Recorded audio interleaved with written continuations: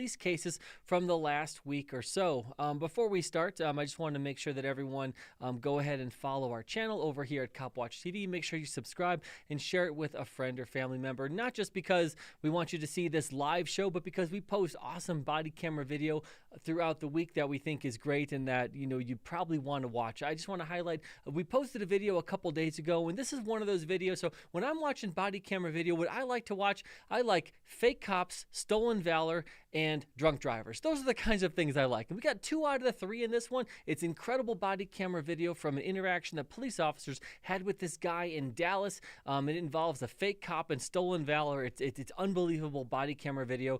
We posted it a couple days ago, so please go ahead and watch that. Again, my name is Daniel. You can go ahead and follow me just about everywhere over at Police Law News. And let's just see where everybody is watching from today. It looks like we have Penny in from Utah. We got Cage and Randy. And again, hey, Randy in from South Louisiana. Let's see where we have some other people watching from today. And I'm going to give you a little bit of a roadmap of what we're going to cover today. So, a lot of the times the cases that we cover are more controversial cases. And that makes sense because, if a case is controversial, that's something that a lot of people are going to be interested in. And, those are the kinds of cases we cover where a lot of the times these officer-involved shootings or these controversial police incidents, I can almost make an argument one way or another. And that's great. But today, it just so happens that we have 3 officer-involved shooting cases where the police officers, all of these officer-involved shootings were justified shootings, and just objectively, even the most idiotic anti-police maniac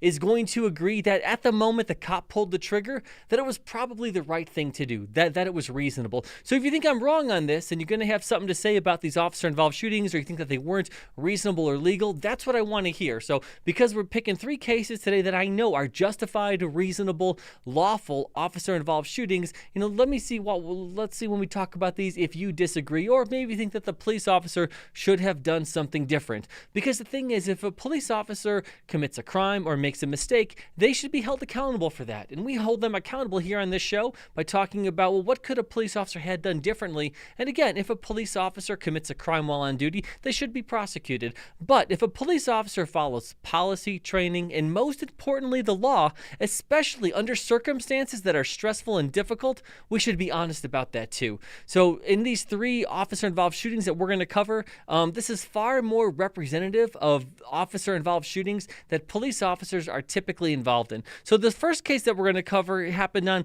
September 28 of this year, involving an individual, 40-year-old woman named Olivia Schwab. Now, this happened in Morris, Illinois. Now, Morris, Illinois is a small town outside Chicago. It's probably about 45 minutes to an hour outside Chicago. Now, as I've talked about before, so pigs under pressure. Oh my goodness, I don't agree at all. Okay, well, I haven't said anything under pressure. I haven't said anything. So the fact that you're already disagreeing is a little strange, a little dishonest. So let's see if we can clean it up just a little bit. And if I say something specific, tell me exactly what you disagree with, and let's go ahead and have some kind of a dialogue under pressure. So this case happened in Morris, Illinois. And, of the 3 cases, this is the only case where there is some pushback. But as we're going to go through it, you're going to see the pushback really isn't on the officer who pulled the trigger. It's one of the other officers on scene that people have criticism of, and I'm actually going to criticize that officer.